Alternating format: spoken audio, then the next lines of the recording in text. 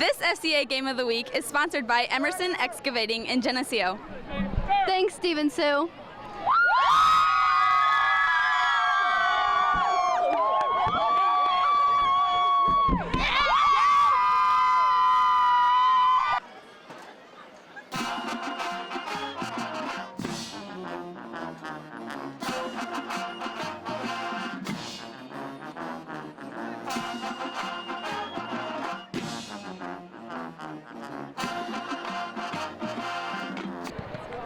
Past and present collide as the Geneseo High School Athletic Hall of Fame class of 2016 is honored. And certainly history is repeating itself as we think about the Sterling Golden Warriors and the Green Machine. Both teams head in at 4-0 and looking to get the edge in the conference. The hometown Maple Leafs want to slow this game down. On 3rd and long in the opening quarter, Jordan Jackson has the speed and the moves to push the ball past midfield. Later, more first down yardage as Kyle Toon fires to Jackson to the Sterling 34, but the Leafs stall in that opening drive. The Golden Warrior offense comes out fast and imposing. Latrell Vaughn with good moves and good yardage to help set up the game's first score, and it's Trey Morris finishing hoping to through the air, but he tucks it in and goes 6 yards into the zone, 7-0 Warriors. First play of the second quarter, Sterling moving at will. Nyrell Sullivan is relentless on his way to good yardage all the way to the Geneseo 4. Next play, Andrew Spalding dances in for the touchdown. It's 14-0 visitors, and they're still coming. Sullivan darts 30 yards to pay dirt as he rushes for 150 yards on 10 carriers. 21-0 after that scoring run. Even special teams are special for Sterling.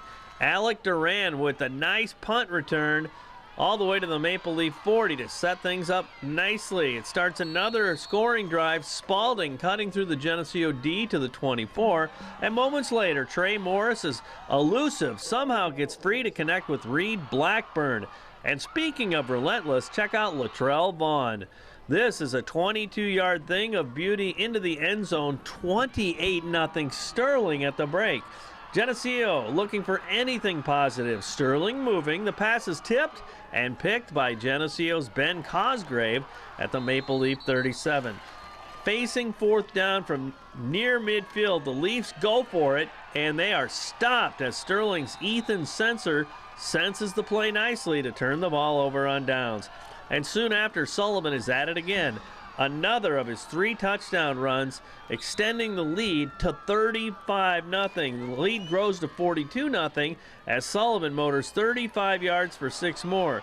42-0, and the running clock is on. 4th quarter, more scoring for the Warriors. This time, Vaughn sprints 41 yards for the touchdown. It's 49-0. The Leafs do get on the board late when Jaron Brooker connects 17 yards to Noah Aper for the touchdown, but Sterling rolls in this one 49-7.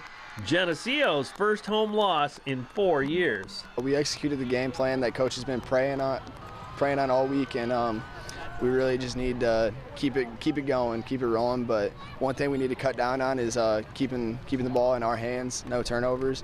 But I think our defense did a heck of a job just keeping us in that game. When we turned it over, they got it back, and just good win for our team tonight. Mm-hmm. What was going on up front? What were you seeing the way they were able to create holes and stuff like that and really move some big fellas? A lot of the time they were trying to run a 5-man front and a 4-man front, mixing it up every once in a while, but our guys were just able to get off on double teams and do what they're supposed to do, and they were able to get there, like I said, and create holes for our running backs, and like Nyrell, Latrell, and Andrew, and it was just a heck of a game. Well, and then I guess too, your view of some of those runs too. I mean, you can't arm tackle your guys. Those guys just broke a lot of tackles along the way and created themselves too. Yeah, we got a lot of speed, and teams I think are overlooking how powerful our running backs are too. They're just thinking, oh, they're fast, but they run hard, and it's hard to bring them down. Mm-hmm. So. Celebrate tonight, and then what do you think the focus will be next week? Less turnovers, putting the ball on the ground, and getting a W on homecoming night. Mm-hmm. Football comes first, that's for sure. Yeah, we came in here, big week. Everybody's talking about the Geneseo game and everything. We came in here, we executed well. Mm-hmm. Tell me what was really going on up front. You know, as you were able to to peck away at holes and stuff like that. The big fellas up front were really doing a good job against their guys who were bigger too. You know, your speed and technique was really strong. Yeah, early on, my coaches was telling me like stop dancing the holes because the holes are there. So like yeah, and I went to the sideline and I came back out here and I saw those holes they were talking about and I hit them. Mm-hmm. So, Tell me now what you take away going into next week too. Some things that this is what we love and there's still some things to work on, right? Yeah, we love our speed and our tempo, and what we need to work on is like take care of the ball. Had a couple turnovers today. Got to clean that up. Well, talk about how the guys are dealing with, too, the ranking, those kind of things, too. I mean, humility is such an important component with your coach, and he tries to communicate that. And, you know, it's still September, right? Yeah, we don't really let it get to our heads, you know, because, like, I want to stay humble and everything. So we just play with it. Mm-hmm. Yeah.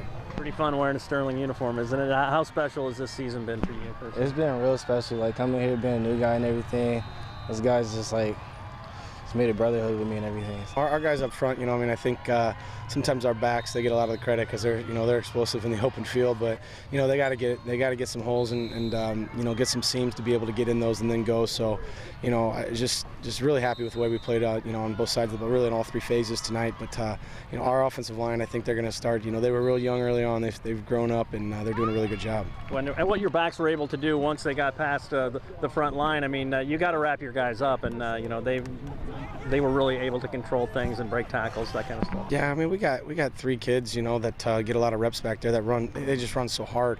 You know, they all bring different skill sets to it, and so you know, our offensive staff, Coach Bailey does an awesome job of being able to kind of you know, get those guys the ball and kind of, you know, play to their strengths a little bit. And so tonight was a big night for those guys. And when you have so many guys that can touch the ball and do something with it too, that's got to be maddening for the other side.